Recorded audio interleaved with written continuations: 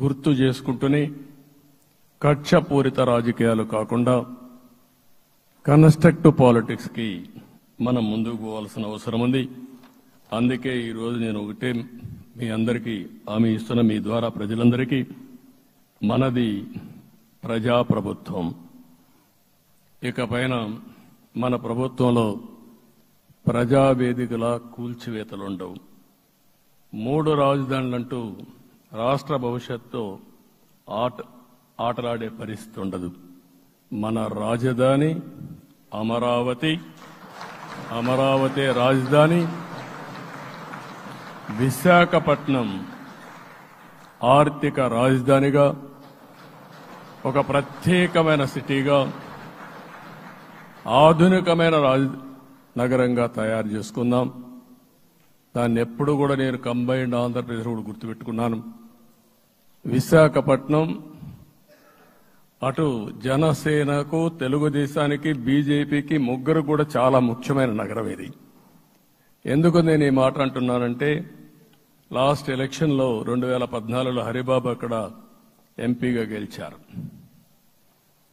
తర్వాత విడిపోయిన తర్వాత 2014లో మళ్లీ మనం పోటీ చేసినప్పుడు చేశాం. 2019లో 4 అసెంబ్లీ సీట్లు గెలిపించిన ఏకైక నగరం విశాఖపట్నం తెలుగుదేశం పార్టీకి.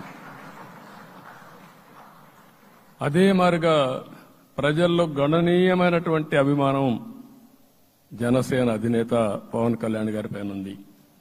ఈ 3 కలిపి నిన్న ఒక సునామీ మారిగా వచ్చింది. అక్కడ ఒక్కొక్క సీట్లో మీరు చూస్తే 90,000, 90,000, 70,000, 80,000 మెజారిటీ గెలిపించారంటే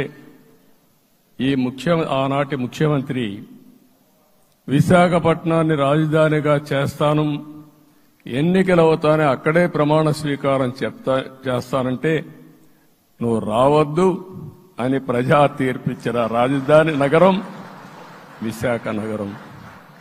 అంటే ఎలాంటి టెంప్టేషన్ కూడా లొంగలేదు వాళ్ళు. ఇది ఒక అనుభూతి. విశాఖపట్నాన్ని మర్చిపోయే సమస్య లేదు. తగిన గుర్తింపు ఇస్తాం, అభివృద్ధి చేస్తాం. ఇంకొక పక్క కర్నూలుని కూడా ఇదే మాదిరిగా చెప్పి కర్నూలుని జ్యుడిషియల్ క్యాపిటల్గా చేస్తామని కడాన ఏమీ చేయకుండా వదిలిపెట్టినటువంటి వ్యక్తి. ఈరోజు మీరు ఒక్కసారి గుర్తుపెట్టుకోవాల్సింది, నేను చాలా ఎన్నికలు చూశాను కానీ రాయలసీమలో 1 సైడ్ ఎన్నికలు జరిగాయి. బ్రహ్మాండంగా ఓట్లేశారు. ఓట్లేయడమే కాదు, ఊహించనటువంటి మెజార్టీస్ ఇచ్చారు. ఇది నేను కొంచెం భయపడ్డాను బిగినింగ్లో, కానీ ఊపు చూసిన తర్వాత మాత్రం అనిపించింది అందరూ ఎక్స్పెక్ట్ చేశారు రాయలసీమలో కొంచెం ఇబ్బంది ఉంటుందని. అలాంటి రాయలసీమ తిరుగుబాటు చేసే పరిస్థితికి వచ్చింది. దానికి కూడా మన అందరి మీద బాధ్యత ఉంది. కర్నూలుని అన్ని విధాలా అభివృద్ధి చేసే బాధ్యత Telugu Desam party, Janasena, BJP, NDA కూటమి తీసుకుంటామని కూడా హామీ ఇస్తున్నాను. ఈ 3 సిటీలే కాకుండా మొత్తం అన్ని జిల్లాల్ని సమభావంతో ఆలోచించి మనం ముందుకెళ్దాం. ఇంకొక పక్క మనలో ఏ కోశాన కూడా అహంకారం ఉండకూడదు, అరాచకం అనేది ఎక్కడా కనిపించకూడదు.